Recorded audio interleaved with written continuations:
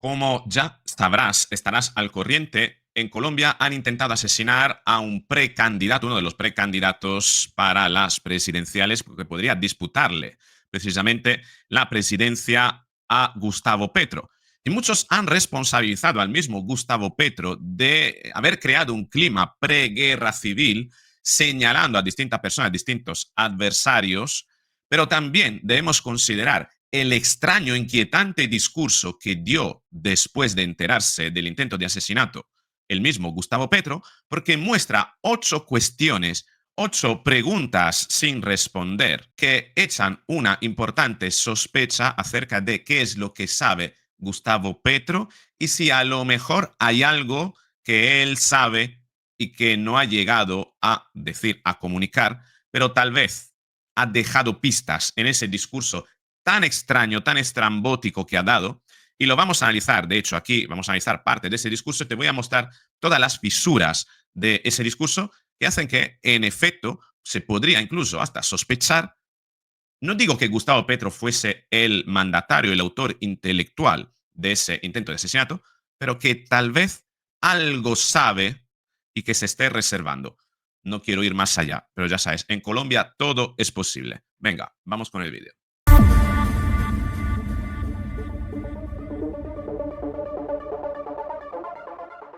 La situación, por la información que he podido averiguar hasta el momento, sigue siendo la situación de Miguel Uribe, sigue siendo bastante grave. Recibió varios disparos, uno a la cabeza, que le dio en la parte, no precisamente en la nuca, sino, bueno, ahí le hubiese matado.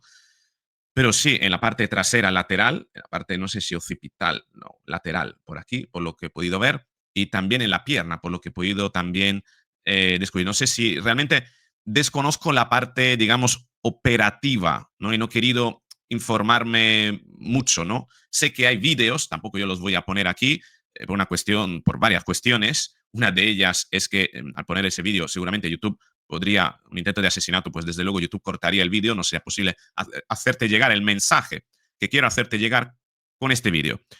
Y consiste en todas esas fisuras del discurso de Gustavo Petro que echan una razonable sospecha acerca de qué es lo que sabe Gustavo Petro. Sí, porque ha hablado de que hay un autor material y que hay a un autor o autores intelectuales. Y esa ya es una ruptura importante. Pero claro, estamos hablando de que el autor es una persona menor de edad.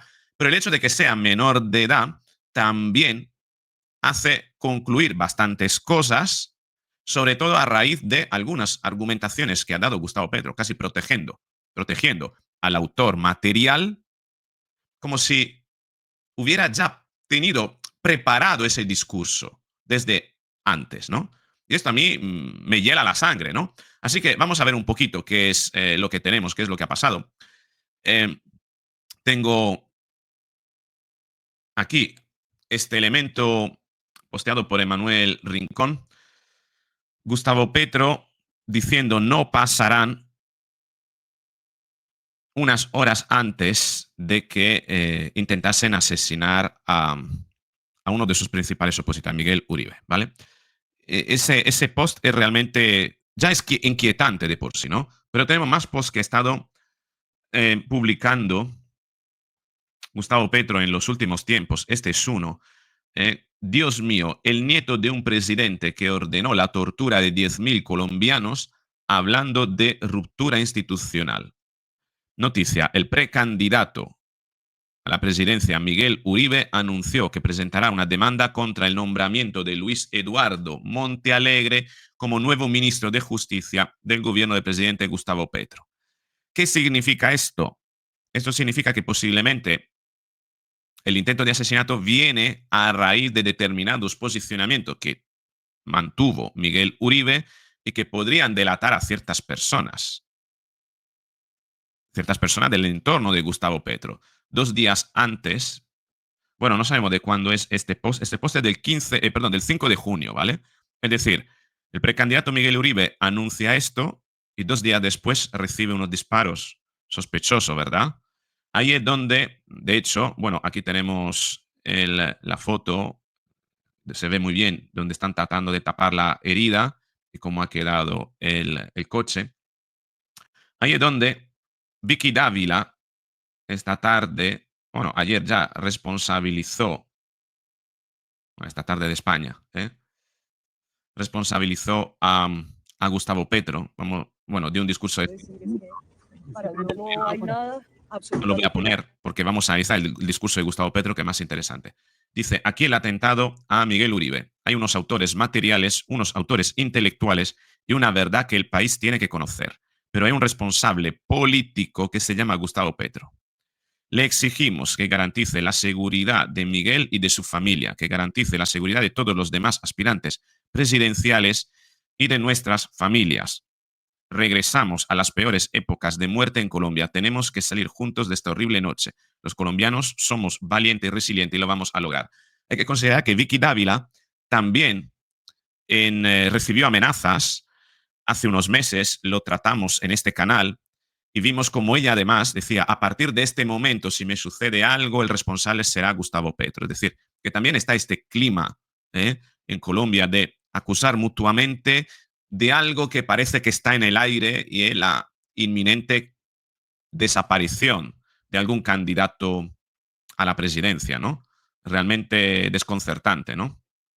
Dice, en estas horas de desasosiego e incertidumbre, tras el ataque a Miguel Uribe, los ciudadanos tenemos que ser más valientes que nunca. No podemos quedarnos callados. Si lo hacemos, estaremos dándole una victoria a los criminales que quieren doblegar a Colombia a través del terror que infunden las balas. Sin complejos debemos alzar nuestra voz. Nuestro país, nuestros ciudadanos no se arrodillan, no nos vamos a arrodillar, no nos vamos a rendir, tampoco vamos a permitir que con violencia se nos lleve al tiempo de la oscuridad en que fueron asesinados Galán y otros candidatos presidenciales. Tenemos que estar firmes y unidos. Dios cuida a Miguel Uribe. Fuerza, Miguel. Con asta. Es curioso que este asesinato suceda cuando el mismo Andrés Pastrana, no sé si esto ha sido antes o después del intento de asesinato, Andrés Pastrana, expresidente de Colombia, dice, el hombre que más daño hace a la democracia en América Latina es Zapatero.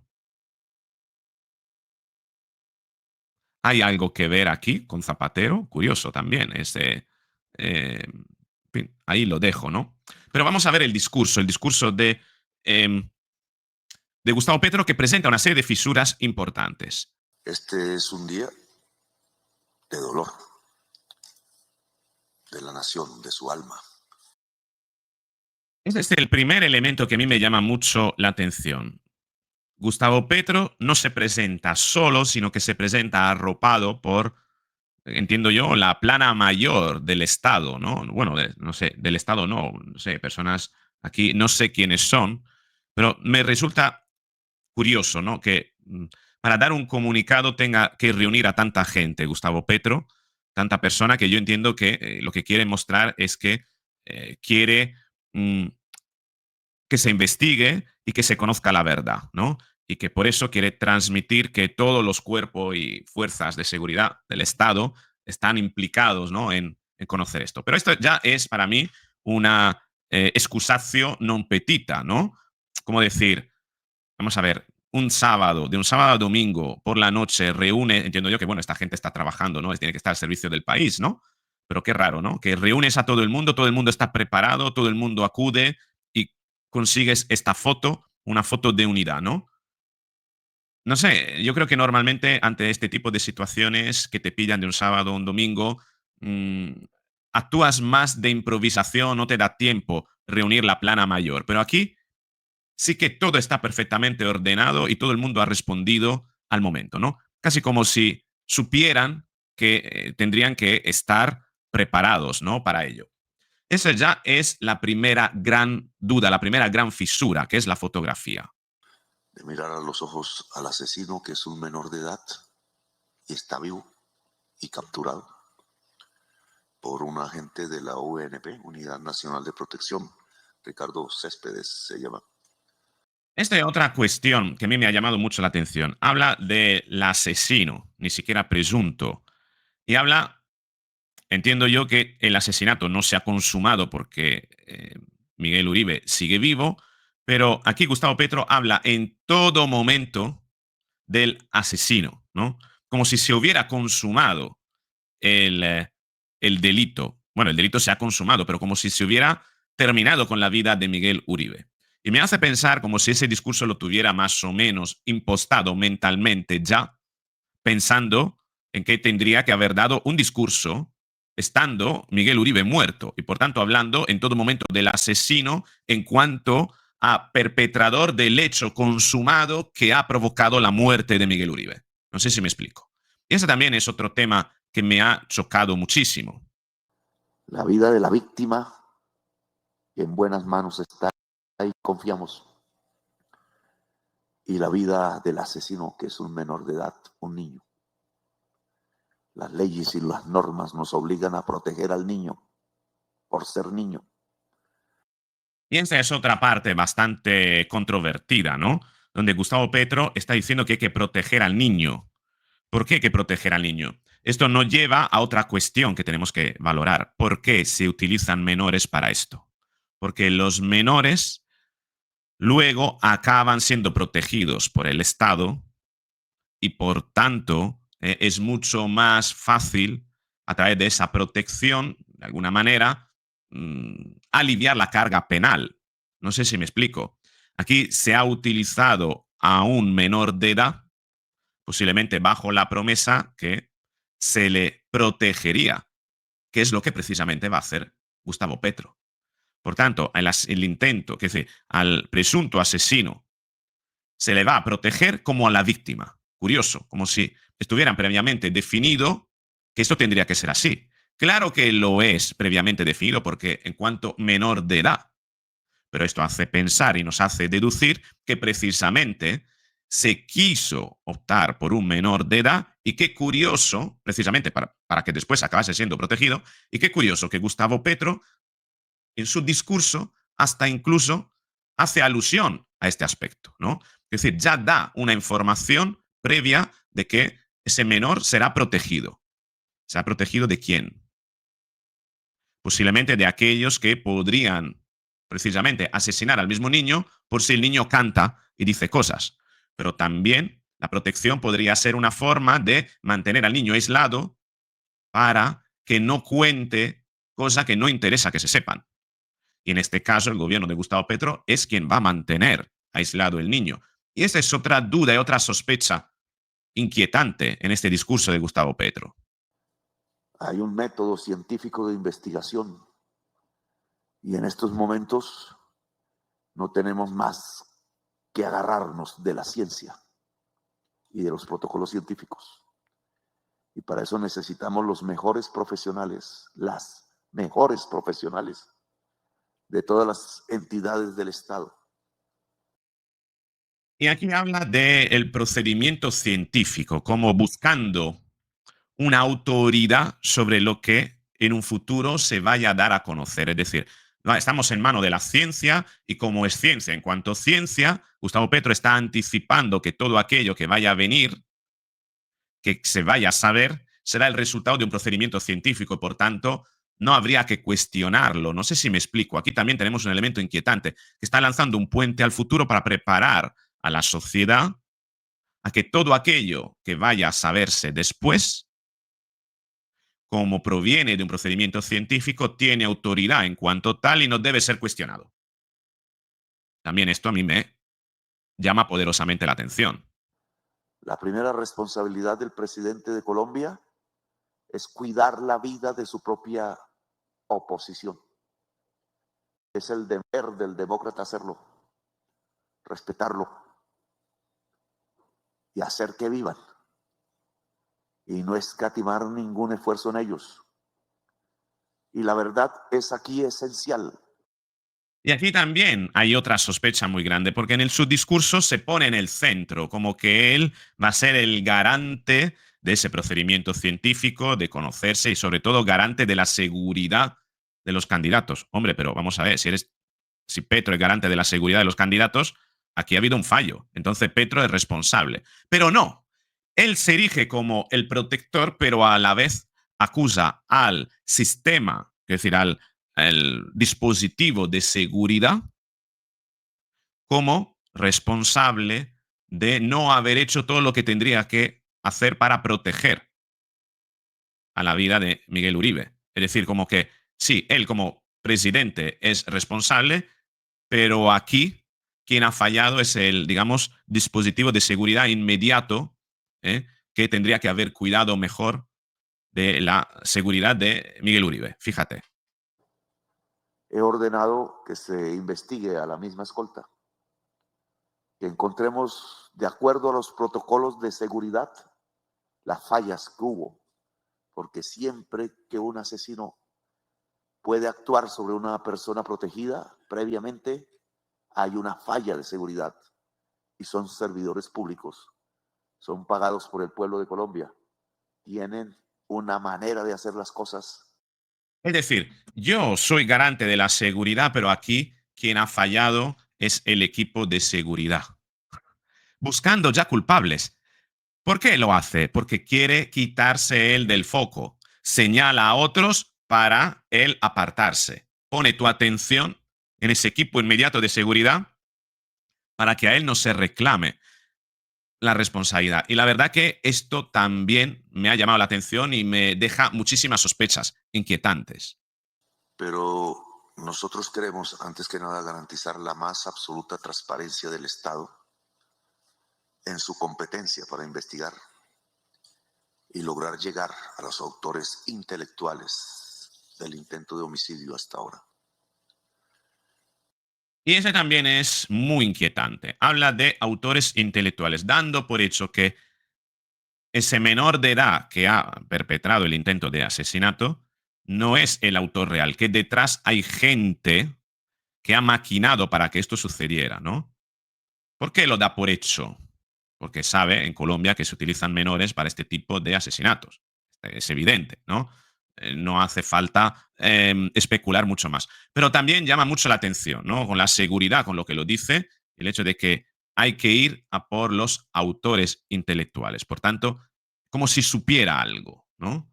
Esa es otra sospecha del discurso de Gustavo Petro. Que los asesinos intelectuales quieren amedrentar la sociedad, quitarles libertad, hacerlos esclavos, sojuzgarlos a partir del miedo y del terror y cooptar el Estado para que el Estado sirva al crimen. Y prácticamente he dedicado toda mi vida a descubrir esos nexos de cómo un Estado se puede volver un Estado criminal simplemente porque se alía con los criminales en algún nivel. Y esto no puede seguir. El Eros, en todo su esplendor, nos muestra el alma colombiana en toda su profundidad, la hermosa belleza mágica de sus tierras, de su naturaleza exuberante de vida, de sus mujeres que aman a fondo, con franqueza. Y al mismo tiempo que florece la vida, el Eros, en todo su esplendor, como casi en ninguna otra parte del mundo. La inmensa facilidad que tenemos los colombianos de matarnos entre sí por codicia y a veces por nada. Y por tanto aquí todas las hipótesis están abiertas, la investigación hasta ahora comienza con los primeros indicios. Videos, cuando se convierte en venganza. Y el deber de el mayor enemigo de la vida en Colombia se llama codicia y mata miles de personas. Codicia es la enemiga de la vida y no podemos olvidar eso, nunca. El antagónico de la vida es la codicia.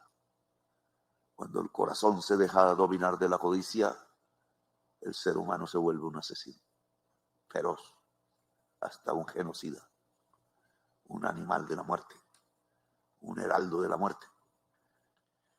Entre la familia Turbay y nosotros, y nos volvimos amigos al final de los tiempos, porque todo se puede volver en su contrario, dice la dialéctica filosófica del maestro Hegel, que yo sigo como mi línea vital de pensamiento. Todo se puede volver en su contrario. El principio del movimiento es la contradicción. El hay y el no ha en todo instante, y por eso las cosas se mueven y están vivas. Y cuando eso desaparece llega la muerte y lo inerte. No es el propicio, no es el odio lo que nos puede alumbrar la investigación. Es la linterna de Diógenes, que no es más que la ciencia. Y a la ciencia hay que aplicar la profundidad para descubrir al criminal intelectual viva en Colombia o viva en el extranjero. No tenemos más que hipótesis.